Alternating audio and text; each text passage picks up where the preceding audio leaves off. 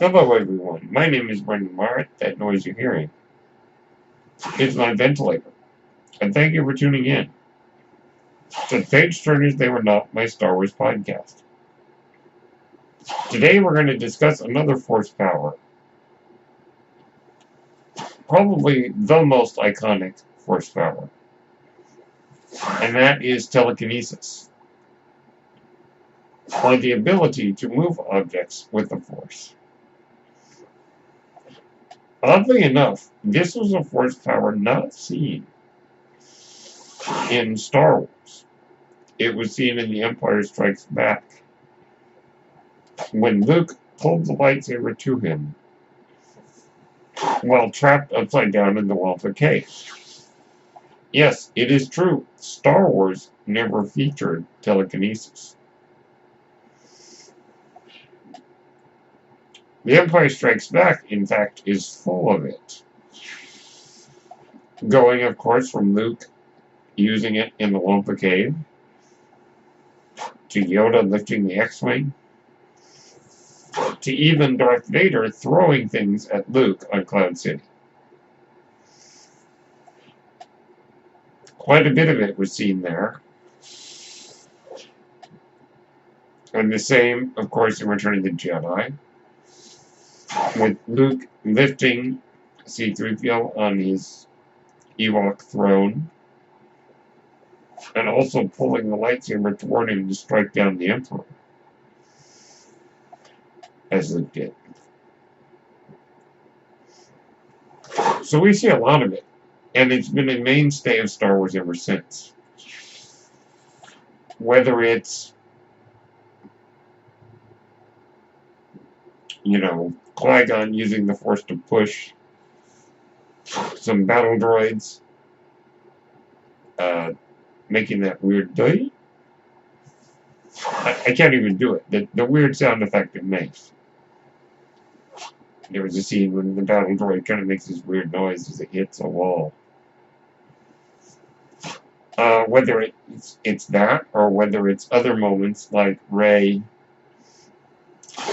lifting the rocks to rescue the Resistance from the base on Crate. So many moments, very iconic moments, involving telekinesis. In fact, it's hard to pick favorites in Star Wars. But I'm going to say that as of this moment, 12:30, on April 10th, 2020, my favorite Star Wars moment is the moment when Yoda lifts the X-Wing out of the Dagobah swamp. Which, by the way, a very nice reprise of that in The Rise of Skywalker. When Luke does so for Rey, using the Force to lift the X-Wing out of the ocean of Ahch-To. Oddly enough, a Force Ghost Luke doing that. But also using the music, Yoda's theme, during that sequence. A very nice touch, I think, because that's a great callback to The Empire Strikes Back.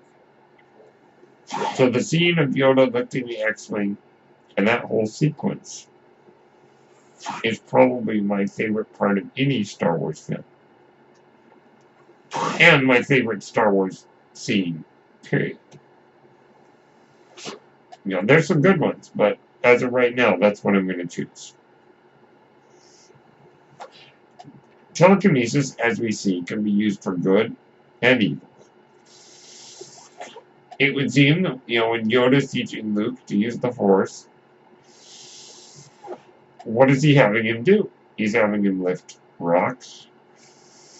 He's having him lift storage containers. Even R2-D2 gets lifted up.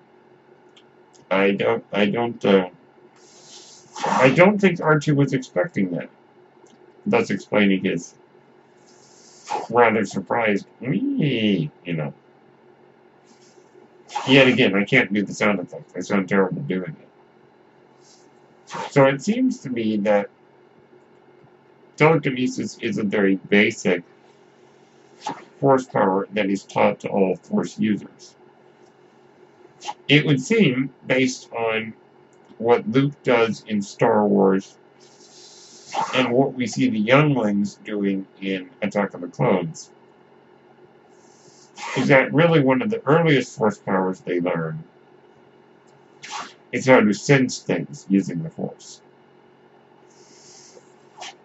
Particularly with their eyes covered, which I think is very interesting. The telekinesis seems to be sort of the next step. And as I said, it can be used for good and evil. It can be used in, like, the case of Rey lifting the rocks to release the resistance from the base on Crate. Or it can be used for evil, like when Darth Vader decides to fling those objects at Luke on Cloud City. Eventually sort of knocking Luke out the window. So it definitely has its good side and its bad side. Ideally, telekinesis should be used to help people, to save life, to defend oneself. Remember what Yoda says. Knowledge and defense is what the force should be used for. So I think in those cases, that is when telekinesis is best used. The dark side, of course, telekinesis would be used to harm people. So definitely, there's quite a spectrum there, but it seems that it is one of the more fundamental force powers. And definitely one of the more iconic visual uses of the force. So that's the general overview of telekinesis. We're going to take a short break. And when we come back, I'm going to tell you my feelings about this unique force power. Be right back. Hello there, this is Brennan Marr, host of Page Turners They Were Not, a Star Wars podcast. And I'm here to tell you about Anchor. Anchor is the best way to make a podcast. Why is that? Well, first off, it's free. Yes, you heard me right. Anchor is free. Anchor has all the tools you need to make a podcast from your phone or your computer. Anchor will distribute your podcast for you on various platforms, including Spotify and Apple Podcasts. You can make money from your podcast. And get this, with no minimum listenership. That means you can make money even if no one listens to your podcast. That, of course, is not ideal, as Anchor will allow you to spread your podcast, bring in more viewers, and you can make more money because of it. Everything you need to make a podcast is in one place on Anchor. If you're interested, download the free Anchor app or go to anchor.fm to get started. Thank you, and may the force be with you. And we are back. All right. Telekinesis would be a very nice power to have. Indeed.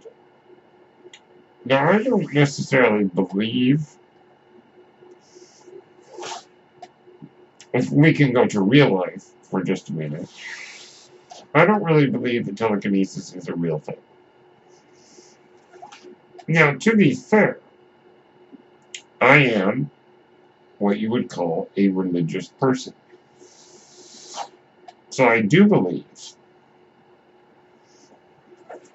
that such power is within the possibility of God, but that's about all I really want to say there, other than I think it is something that does exist, just not something that exists among us more, down-to-earth mortal people. But nonetheless, I do believe that it's probably within God's power. Okay, that being said, is this a power I would like to have if the Force existed? Oh, yes. Yeah. Yeah, this would be very, very helpful. In fact, heck, we saw Luke make C-3PO's chair float. I suppose it would be fun to make my wheelchair float. Though, depending on how much concentration it would take. It's definitely a power that I would like to have. Now, certainly one of the more, at least in recent years, visually iconic moments of telekinesis is, if you recall, in the Force Unleashed video games, where the main character, Starkiller, brought down an entire Star Destroyer with the Force. I'm actually kind of glad we didn't see anything like that in the movies. Just personally. Just keep it simple. But regardless, it's a power that I would like to have very much. Now maybe you disagree, and that's fine. I don't find it to be a power that is that tempting to use for evil. Now, I understand that you could use it to throw things at people, like Vader did. But I don't really see too much of a temptation, except maybe when you're driving on the highway, and somebody cuts you off, I suppose I would be very tempted. I think most of us would find ourselves very tempted to use the Force to move that person out of the way. None too gently. So definitely I could see that as a temptation, but